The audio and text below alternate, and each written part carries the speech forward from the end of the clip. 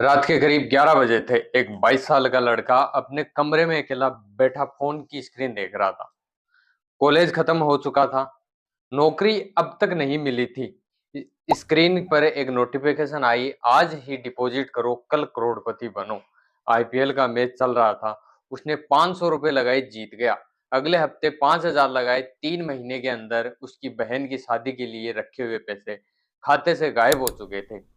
दोस्तों, ये कहानी अकेली नहीं है। भारत में हर दिन ऐसे हजारों लाखों लोग हैं जिनकी रातें ऐसे ही नोटिफिकेशन से शुरू होती है और सुबह कर्ज के हिसाब से खत्म हो जाती है।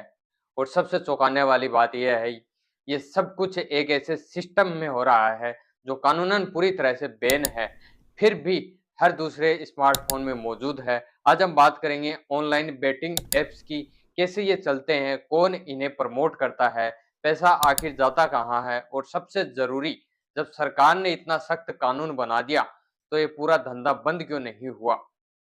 भारत में जुआ कोई नई बात नहीं है, सदियों से मौजूद है, लेकिन जो चीज नई है वो है स्मार्टफोन और सस्ता डेटा, जिसने इस पुरानी बीमारी को हर जेब, हर हाथ, हर उम्र तक पहुंचा दिया। क्रिकेट के प्रति हमारा जुनून, यूपीआई की आसानी और इन्फ्लुएंसर मार्केटिंग, इन तीनों ने मिलकर एक ऐसा माहौल बना दिया जहां बेटिंग ऐप जुए जैसी नहीं बल्कि रोजमर्रा की एक नॉर्मल ऐप एक्टिविटी जैसी महसूस होती है।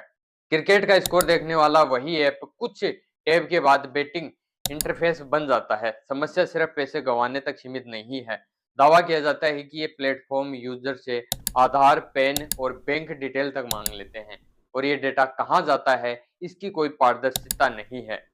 कोई शिकायत निवारण तंत्र नहीं है, कोई जवाबदेही नहीं है, और सबसे बड़ी बात, 2025 में सख्त कानून आने के बावजूद भी यह ऐप गायब नहीं हुए, सिर्फ नाम बदलकर, डोमेन बदलकर छुप गए। चलिए अब सीधे आंकड़ों और तथ्यों पर आते हैं। यहाँ से बात इमोशन की नहीं, सबूत की है। 2025 में भारत सरकार ने promotion and regulation of online gaming act 2025 लागू किया। इसके तहत रियल मनी ऑनलाइन गेमिंग और बेटिंग, चाहे वो स्किल बेस्ड हो या चांस बेस्ड, दोनों को पूरी तरह बैन कर दिया गया। बैंक, यूपीआई और कार्ड नेटवर्क्स को कानूनी तौर पर इन प्लेटफॉर्म से जुड़ा कोई भी लेन देन प्रोसेस करने से रोका गया। नियम तोड़ने पर 3 साल तक की जेल और भारी जुर्माने का प्रावधान रखा गया। इसी कानून के बाद Dream Eleven games, 24x7, WinZO, My Eleven Circle जैसे बड़े घरेलू प्लेटफॉर्म्स को अपना मॉडल बदलकर सिर्फ फ्री टू प्ले पर लाना पड़ा। कागज पर देखें तो यह भारत का अब तक का सबसे सख्त कदम था इस इंडस्ट्री के खिलाफ। मार्च 2026 तक इलेक्ट्रॉनिक्स और आईटी मंत्रालय ने लोकसभा में एक जवाब में बताया कि 8,376 यूआरएल बेटिंग और गैम्बलिंग जैसे जुड़े ब्लॉक या एक्शन किए जा चुके हैं।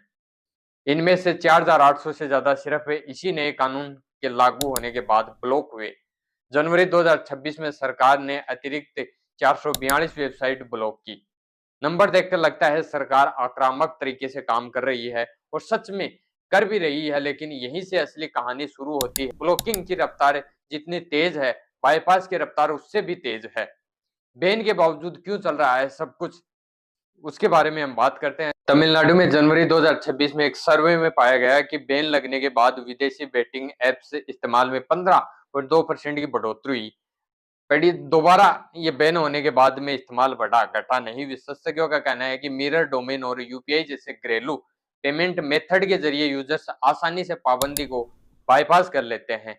इस इंडस्ट्री पैनल में एक कानून विशेषज्ञों ने के अनुमान लगाया है कि पूरा ऑफशोर गेमिंग मार्केट करीब 20 अरब डॉलर का है, यानी हर महीने अरबों रुपए चुपचाप देश से बाहर जा रहे हैं। और सिर्फ टैक्स चोरी का अनुमान 4 अरब डॉलर से ज्यादा है, जो पूरे घरेलू गेमिंग इंडस्ट्री के राजस्व में भी ज्यादा है। कानूनी ग्रे जोन वो खामी जो सब कुछ जिंदा रखे। अब एक ऐसी बात जो शायद आपको हैरान कर दे, किसी भी भारतीय कानून में साफ तौर पर यह नहीं लिखा है कि एक आम इंसान का किसी विदेशी बेटिंग साइट पर बेट लगाना खुद अपराध है। पूरा एनफोर्समेंट और जोर ऑपरेटर्स पर है, पेमेंट बिचौलियों पर है, विज्ञापनों पर है, उस आम यूजर पर नहीं जो रोज रात को बेट लगाकर सोता है। कि यही कानूनी खामी पूरे इकोसिस्टम को जिंदा रखे हुए है। जब तक इस्तेमाल करने वाले को कोई सीधा खतरा नहीं, वेबसाइट कितनी भी बार ब्लॉक हो, यूजर अगले ही दिन एक नए मिरर लिंक पर पहुंच जाता है। महादेव बेटिंग ऐप सिस्टम का सबसे बड़ा चेहरा अगर एक केस से समझना हो कि ये पूरा नेटवर्क असल में काम कैसे करता है तो महादेव ऑनलाइन बुक ऐप का जिक्र जरूर है। ईडी के अनुसार आरोप है कि दुबई से संचालित इस ऐप ने भारत में करीब 6,000 करोड़ रुपए की मनी लॉन्ड्रिंग की। पैनल फ्रेंचाइजी मॉडल पर काम होता था। क्रिकेट, पोकर, कार्ड गेम्स से लेकर चुनाव तक पर सब पर बेट लगाए जाने की बात सामने आई। हवाला नेटवर्क के जरिए पैसा विदेश भेजा जाता था। फरवरी 2023 में इस ऐप के एक प्रमोटर की यूएई में करीब 200 करोड़ रुपए की भव्य शादी हुई। प्राइवेट जेट्स से मेहमान लाए गए। मीडिया रिपोर्ट्स के अनुसार इस शादी और उससे जुड़े आयोजनों में बॉलीवुड के कई बड़े नाम परफॉर्मेंस करते हुए नजर आए। इसके बाद ईडी ने कई कलाकारों को समन भेजा।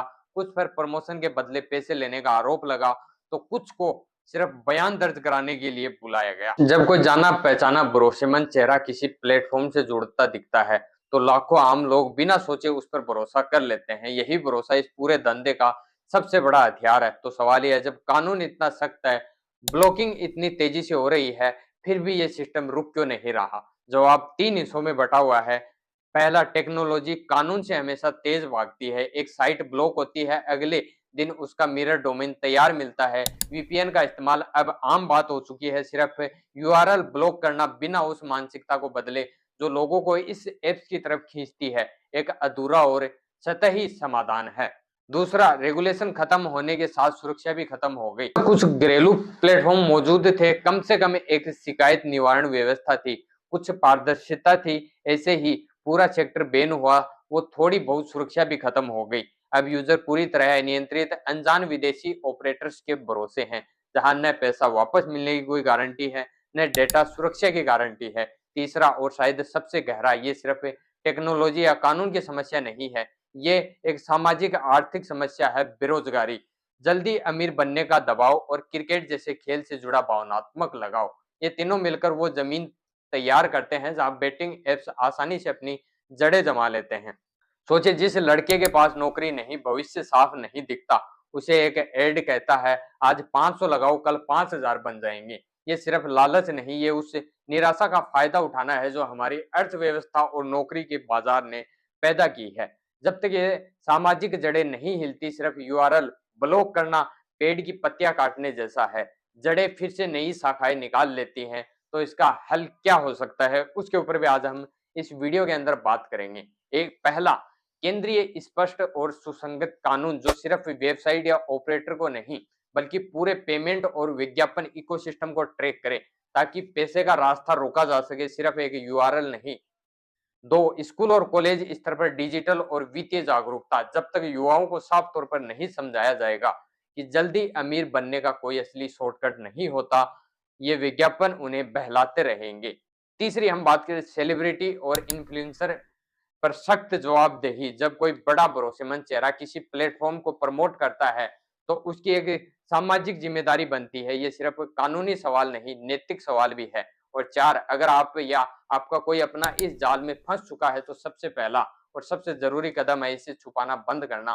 परिवार से बात कीजिए, शर्म की वजह से चुप मत रहिए, क्योंकि यही चुप्पी इस पूरे सिस्टम को और मजबूत बनाती है। उस लड़के की बात याद है जिससे हमने ये कहानी शुरू की थी? असल जिंदगी में उसके जैसे लाखों लोग हैं जिन्होंने एक नोटिफिकेशन के शुरुआत की और अपनी जमा पूंजी गवा बैठे। ये पूरा सिस्टम इतनी चालाकी से बनाया गया है कि शुरुआत में आपको लगता है आप जीत रहे हैं, जबकि हकीकत में पूरा गणित हमेशा प्लेटफॉर्म के पक्ष में तय होता है। कानून बनते रहेंगे, एप्स के नाम बदलते रहेंगे, डोमेन बदलते रहेंगे, लेकिन जब तक हम बतौर एक समाज के गहराई से नहीं समझते कि असली दौलत मेहनत से आती है, शॉर्टकट से नहीं, ये चक्कर चलता रहेगा। अगर ये वीडियो आपके लिए मायने रखता है तो इसे उस दोस्त तक जरूर पहुंचाए जो शायद अभी इस जाल में फंसने की कगार पर खड़ा है।